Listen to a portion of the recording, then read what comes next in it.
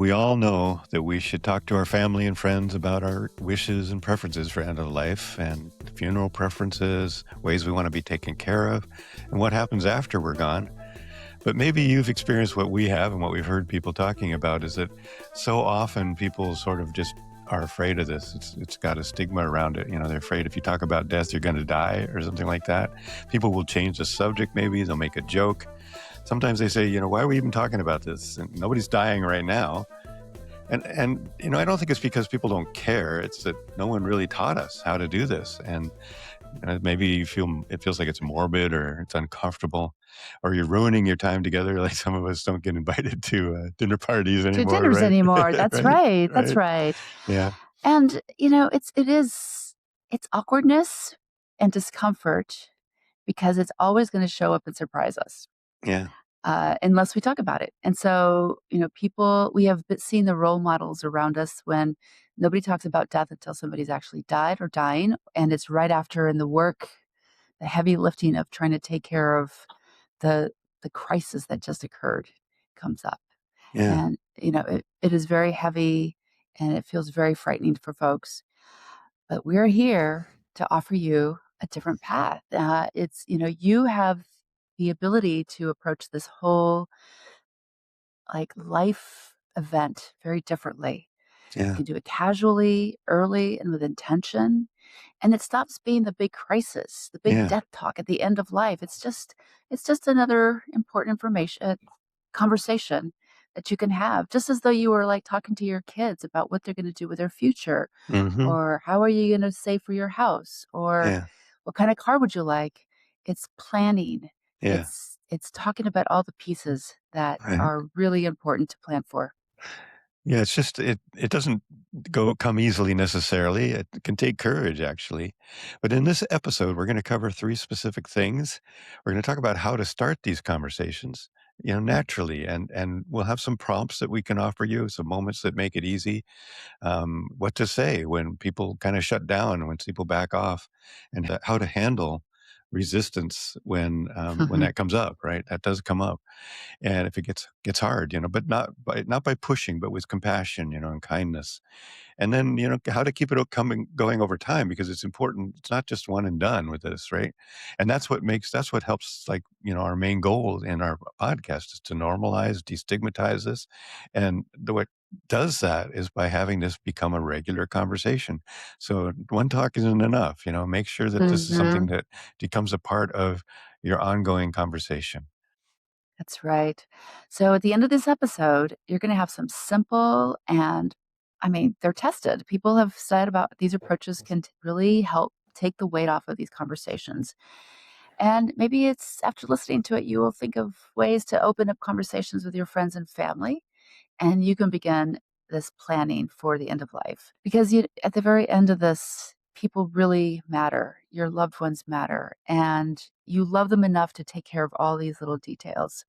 And you just need to open up the avenue for them to be able to be comfortable having this conversation. Yeah, and you might figure out that they might figure out that they actually are thankful for this, right? They might come to you and go, "Wow, Mhm. thanks for doing that." And your friends, I've had that happen. Some of my friends and now my family too are like, "Wow, I'm so glad that this has become more of a normal thing, and Mhm. and I don't have to feel so worried about it," right? Mhm. Um, we want to just make a note that we are changing things up. Starting this week, we're going Mhm. to be posting a new feature at the beginning of each week. Last Monday, we created our very first current affairs version of In Conversation with our excellent and wise editor, Sam Yay, Zemke. Sam. Yeah. And we hope to publish a new episode on current events about loss and grief and dying every week. So our regular episodes will continue, of course, but we're going to start posting those on the weekends, on Saturday probably. So we want to welcome you to this episode of End of Life Conversations. Hello, everyone. I am the Reverend Wakil David Matthews, and we have this wonderful show or conversation we'd wanted to share with you folks, with Ana Luisa and I today, thinking about how you can open up the dialogue with people, your friends, your family, anybody. I mean, when When we go out, we talk about these things all the time. So it's like It the it naturally comes up. yeah, that's kind of the way it is with us. But I think we've heard from people that it's a hard thing to start talking about. Some people don't want to talk about it, right? And so we Mhm. thought we'd give you some tips and tools about the ways we would do that, and what maybe some ideas that would help. So That's right. Well, and I'm the Reverend Mother Ana Luisa Armendariz, and first of all, it is really easy for me to talk about death and dying because I've been doing it a lot, and if it's not comfortable for you, the listener, it's okay. yeah, Like, it's a hard thing unless you're doing it a lot, so just sit back and think about all these little clever tricks we're gonna help you with to broach the subject. yeah, yeah. One of the things that comes up a lot is just when I'm talking to people about this is just baby steps. Mhm. What are some tools you can use to just kind of open up the dialogue without confronting somebody, without walking in and saying, "Tell me about death," or "Talk to me about your own Mhm. death," or something, because that can be Mhm. overwhelming to Mhm. some people, or some people just don't want to talk about it. But Mhm. it's an important subject, and we all are going to go there, and so being able to help people think about it and normalize that conversation as has been our mission, but Yes. also to think about what they want, what they want to have Right. happen. It's important. Right.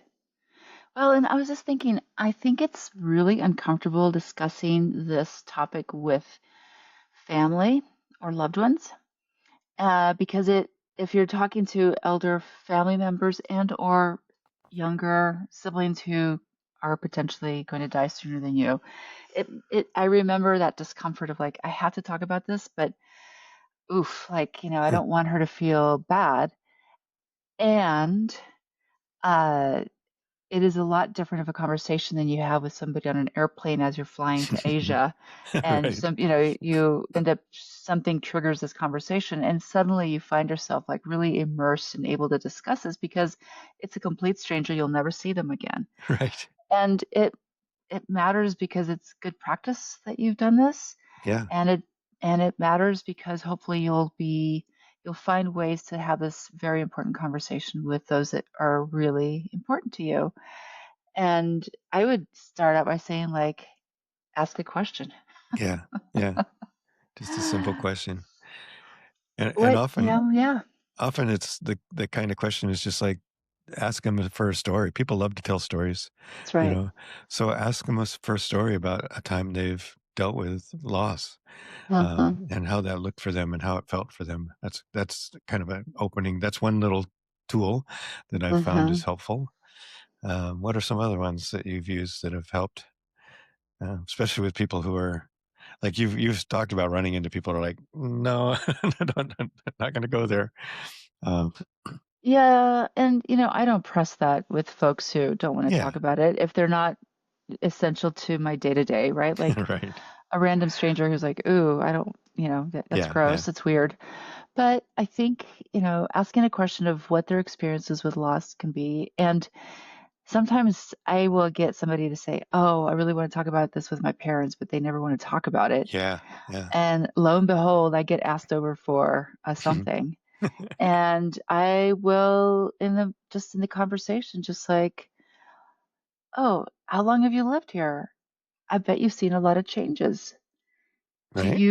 Do you what, tell me about this neighborhood or this job that you've had, or, you know, what has happened to people? Where have they gone?" And it will always show up like, "Oh, yeah, our neighbors across the street had to move because somebody passed away," or, "We've got a bunch of cats buried in the backyard." Yeah, Like, death is a line that it's everywhere. yeah, And at that moment, then you could be like, "Oh, well, tell me about yeah. How these did that the feel? this yeah, this cat cemetery. Would you like to be buried here?" Right. In the cat And then cemetery. then it also kind of gives it that lightness, right? You just Yeah, laugh. Like, giving a little bit of humor to this is yeah, always yeah. eases this road for so many people. Yeah, and you really are providing service, really, this is something to think about, that the most important thing we're here to do is to provide service to our community and to our Mhm. beloveds, and this is a service that you can think of Mhm. it that way, and that might help you feel a little less, hesitant because you think, "Okay, I can help somebody this way. This is something I can do to help this person, um, become more comfortable with this conversation and become more comfortable and prepare better for the things that are gonna come Mhm. up." So, for either their own loss or and their losses, there's so many different ways we have losses, That's but right. also their, to spread the word, to open the conversation more, so, yeah, so Mhm. it's a really important thing to do. We, of course obviously, we are very much about this, but, yeah, what other kind of things can you think about that have helped?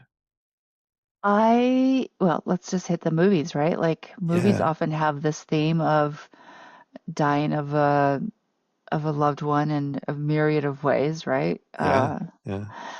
I could what was that movie of like the woman who really wanted to meet her ghost and the ghost really did everything to try to come into the world and then she ended up in a car accident. Do you remember that movie from like the 90s? Yeah, yeah. There's a bunch of yeah. You're right. I was There's a lot of those kind of movies, right? Yeah, and that's it's a great way to start the conversation. Like, have you seen this movie? And get them to tell you which one it is. Maybe they'll know. you yeah, know, they'll I remember should maybe. look. Um, But, anything that's out in the grand scheme of life will probably be an opening for a yeah, very beautiful conversation about, "Hey, would you ever come back? Would you wanna be a ghost for somebody?" Like, right. these are all playful ways for people to start thinking about dying. Like, what Yeah. does it mean when you don't get to be here? And, recently we discussed, like, my new thing is, like, asking people, "If you could be a ghost, what are you gonna do to make sure people know it's you? yeah, right, right. Have you told people?" Yeah, right. What should they expect? Yeah, and we've heard from our podcast, we've heard people talk about the conversations or the communications that they've had, That's right. after someone goes, and that they knew Mhm. that that was the person, and even people who are pretty cynical about these things have, in the end, or often said, "Well, actually, yeah, I kind of think I did hear Mhm. something from them." Mhm. That one, I remember the one person's husband who came downstairs and said, "Dang it, now they're talking to me." Yeah. I remember that, Because it's he was funny, like a yes. scientist, and he's like, "This is not real," but then, oh Yeah. well, maybe it is. And it Maybe really, this I think part of that is that it doesn't matter if it's real or not. It's like it's something that we feel. It's an emotional connection. It's a psychological Mhm. connection. And if it feels like a connection, then it's a connection.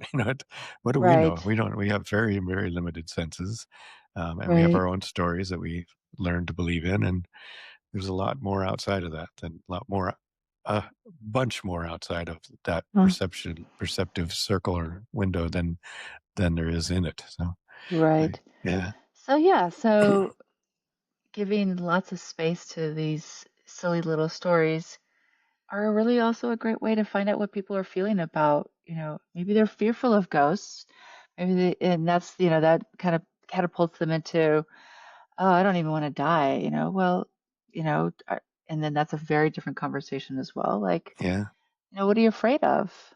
yeah, Like, have you told your family about this fear? hmm yeah, Yeah, just yeah. holding curiosity with all these trajectories of Yeah. dying. Yeah. It's a lot about that. Yeah. It's a lot of curiosity is a great word for it. It's really important about just paying Hmm. attention, being curious, listening, a lot of listening, but also listening for clues. So if somebody, depending on their reaction or the way they respond or the story they tell, you can maybe get some clues about what else you might talk about with them, like their fears around dying or their fears about being in Hmm. pain or Hmm. whatever, you can start to kind of look for clues. And then the questions are always important. Like, what kind of questions can you use? These are good tools too. What kind of questions can you Hmm. use to say, do you want to talk about this? First of all, and Hmm. if they, for instance, said, "I'm just really afraid of not being able to take care of myself." Well, Mhm. tell me more about that. What would that look Mhm. like for you? Mhm. And what would you want people to know about how to take care of you in that case? And so, yeah, there's an opening right there. So, uh, Mhm. yeah, And, I end up speaking to people 50s or 60s or even 70s who are, trying to get their 80s, 90s, almost 100-year-old parents to make the choice of Yeah, what do you want to do? yeah, And, so if that's you and you're at this moment and they're starting to talk about, I'm really afraid of, you know, leaving you here with my mess, or I'm mm, afraid that, you'll find me and I'll be like soaked in urine, or, or nobody will find me for a few days. So that is the most loving opening for you to mhm, say, well, I need to write this down so that I know exactly what you want. yeah, And then, you could go back and figure out, like, is it the 5 wishes that we're gonna just, like, kind of rudimentary to make? yeah, Or do we wanna talk about advanced care directives, and we can talk about all these little things that are contributing to this anxiety around the end of life? yeah, yeah, it's a great chance, and keeping that conversation going, if it turns out to be, a stimulating, fun conversation, then they'll wanna do it again, and you can kinda keep it That's going. right. So that's That's part of right. it, keep it happy, or not necessarily happy, but keep it light. Keep it light. Mhm. And not, no pressure. That's a big part. Don't go in with an objective, or go in with something that you're going to fix things for them. You're going to help. Right. You want to be helpful. You want to be of service, but you want to be of service in a gentle, compassionate, thoughtful way that doesn't overwhelm them or make them feel like they're being pressured. Because as soon as that happens, a lot of people will just back away, and that'll be the end of the conversation, right? That's right.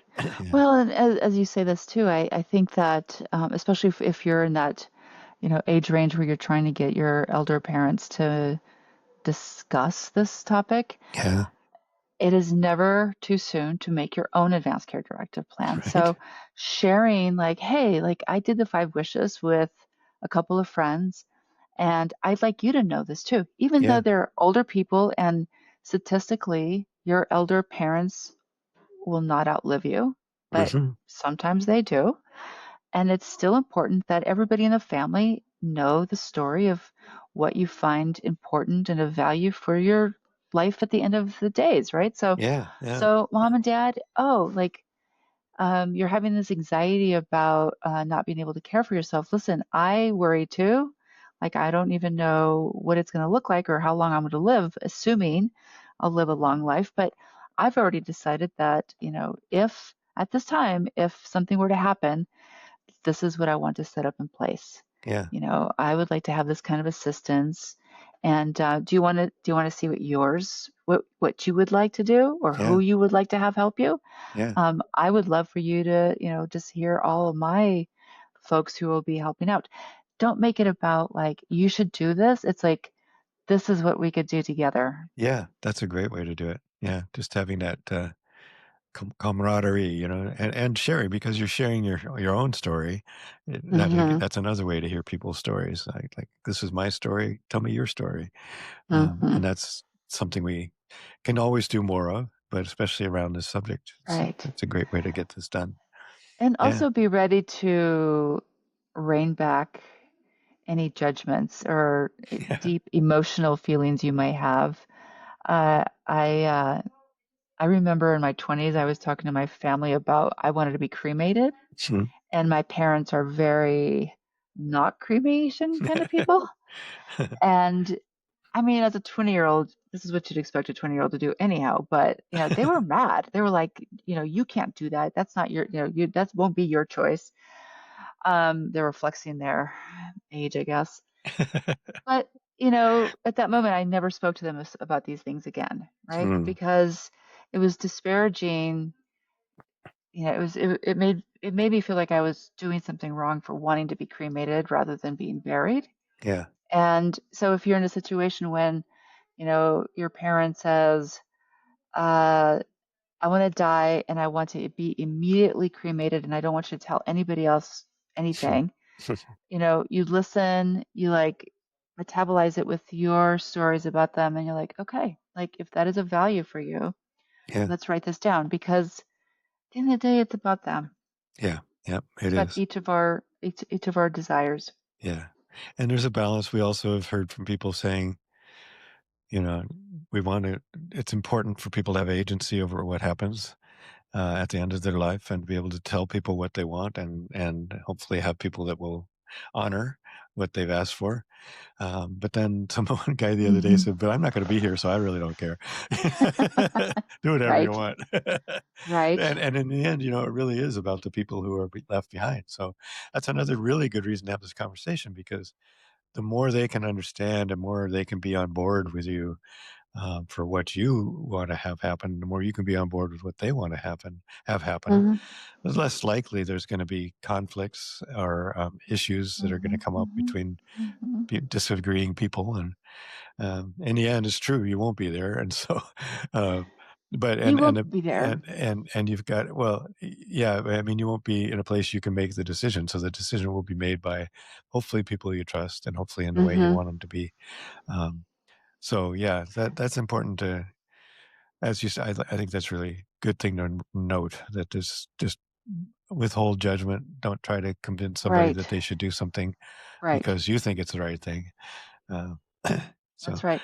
Well, and in the same vein, I've shared this before in our podcast how my kids had a moment when they were trying to figure out how to take care of our family cat's body after he died. And one child was against burial, the other child was against cremation.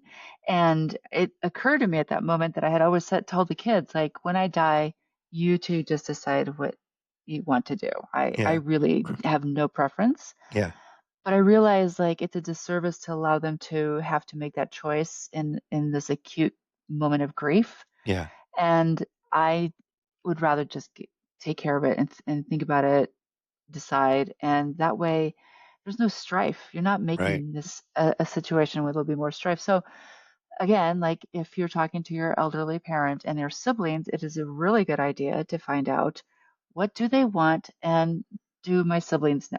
Can we yeah, write this down? Can yeah. you record this?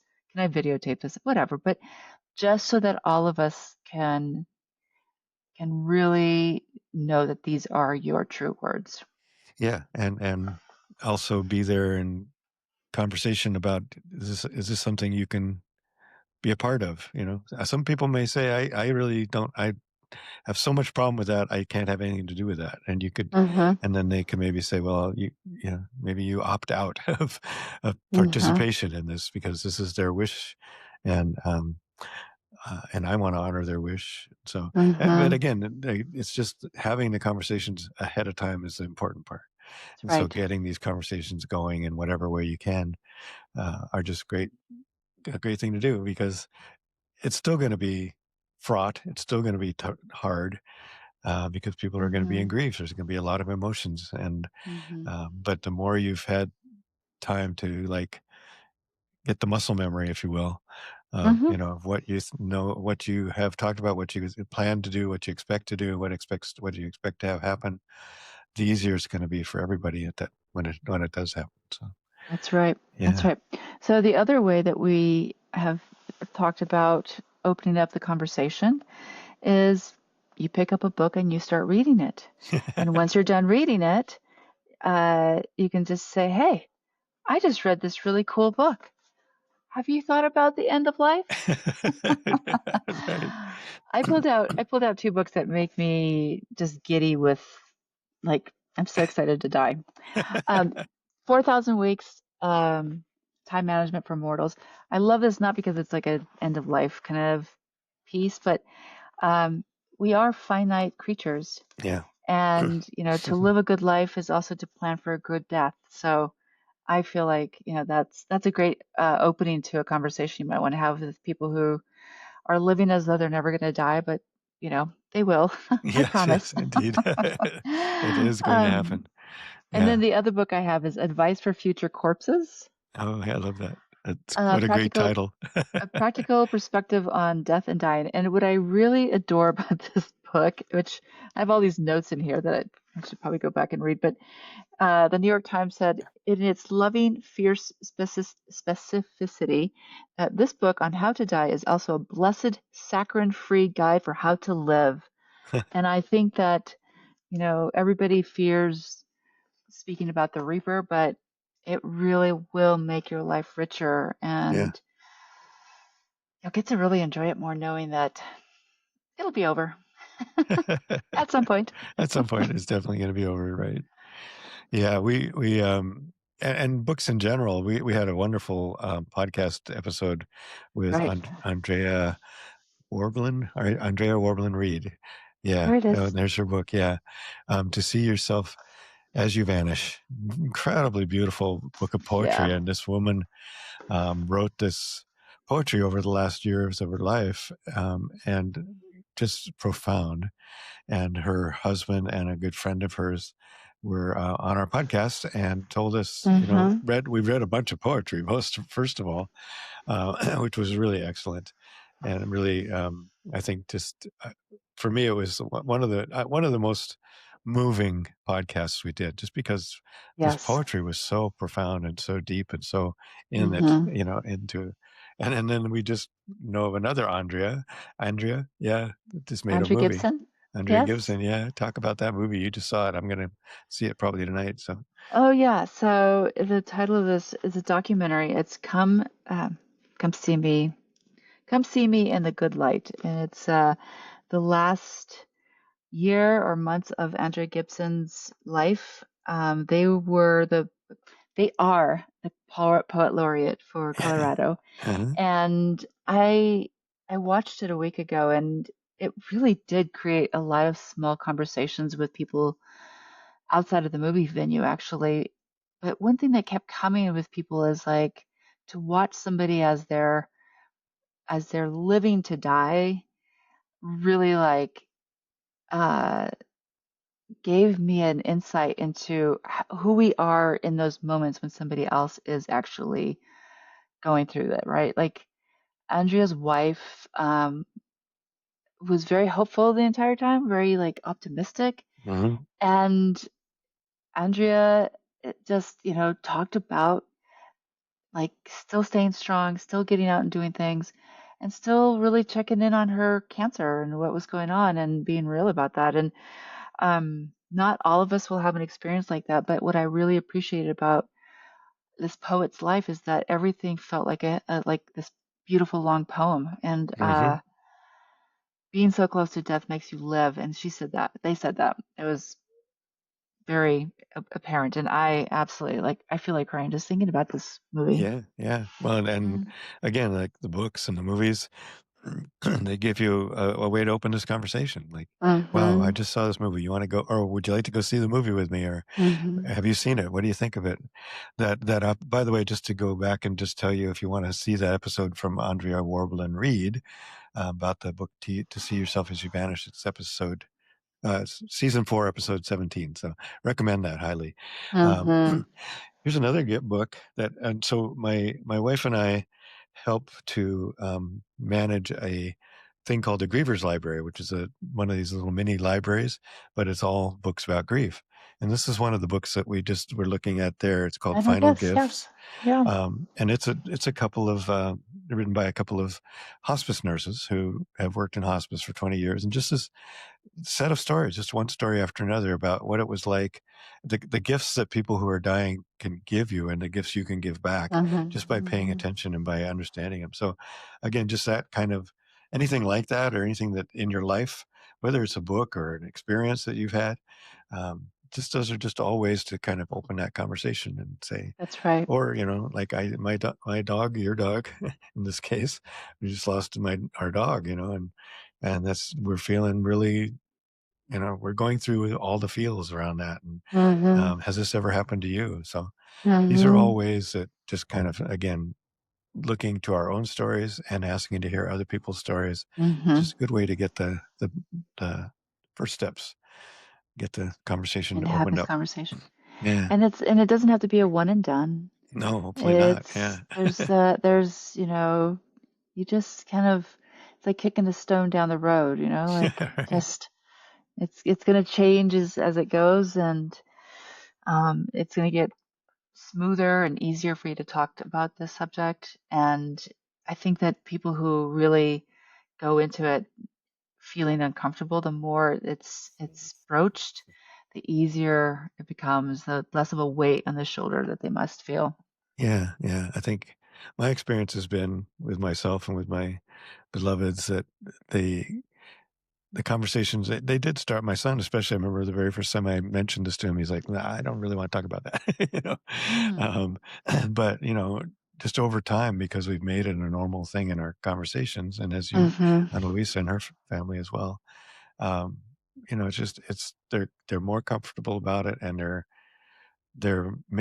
able to make decisions and think about it and get things done toward the planning and that kind of thing. And my friends, many of my friends, same thing. I just went for Mhm. a walk with my friend, and he's like, "Yeah, yeah, I need to get a little bit more of that done. Thanks for reminding me." Mhm. So Mhm. again, Mhm. it's just having that as something, and not necessarily that every single time you see somebody, you say, "Hey, what about death and Right. dying?" But just that it's something that they're comfortable with, they know you're comfortable with, Right. and that the conversation is there and it's open. Mhm. So, Mhm. Yeah. well, And I just want to put one last thing yeah, too. yeah, There's always this idea that we don't see death until we see the big deaths, right? Like of yeah, the human, the humans who pass. But every day I notice dead little animals. yeah, We notice a dead lawn who didn't get any water. We notice, dying trees. We notice like there is a lot of death around us. And if you just kind of just push yourself into just giving a little deeper glance around and bearing witness to this, like just saying, yeah, hey, like, yeah, wow, I'm so sorry, little squirrel. I did see a dead squirrel this morning. I was like, oh my God, it's really cold because you probably just plopped off the tree. And right, and I was just like, I'm really sorry for your passing. yeah, And yeah, so yeah. it's a good little practice to like start that muscle to notice because it's just a good practice. Yeah, I mean, we had this really wonderful another great, episode with Sam, um, Yeah. who talked about that a lot, all the different losses that we go through. Mhm. As, Mhm. I just looked at it, season 4, episode 5, so check that out. Mhm. But yeah, I think I heard you I think you were talking about one time, somebody said, "I really don't think about death at all," and you said, "Well, look at the leaves, look around, it's like winter, things are Yeah. dying, and it's the way it works. Mhm. Um, and so again, just having that awareness and creating that awareness in the people you love Mhm. and in your community, Mhm. Mhm. is such a great service, such an important service. And That's the other right. beautiful part of that is that we know that the fall comes, the winter comes, and then the spring comes, right? So Mhm. things Mhm. you lose things and Regenerate. you gain things and things keep going. So that's Mhm. something to also kind of make that conversation more about hope and love Mhm. and lightness instead of all just, "Oh, I'm so sorry." Mhm. But I Yeah. mean, there's sadness too. That's something to be a part of too, and not to shy away from. So, Right. yeah, but just being open to all of that. So, Mhm. well, I hope this has been helpful, and Mhm. we would love to hear your feedback if you have any thoughts. We'd love to hear what your thoughts are about this. So certainly, send us a link or send us a. There's a link in this podcast to a way to send us a text. We'd love to hear from you, and hopefully you'll let us know if you have other things you'd like us to talk about. And thanks for showing up. Thanks Yes. for being there. Adios. Adios. Thank you for joining us today. Thank you to Charles Heaston, the composer of the original music you are listening to now. And of course, thanks to you, our audience, and all of our amazing guests. Please come back next week for another great episode. Share this with your friends, family, and community. We hope you will subscribe and follow us on YouTube, Facebook, Instagram, Blue Sky, and Substack. Each guest's additional information will be found in the podcast notes. And of course, if you have a good end of life story to share, please reach out. We are always eager to hear from you. Death and dying, grief and loss, conversations about the end of life.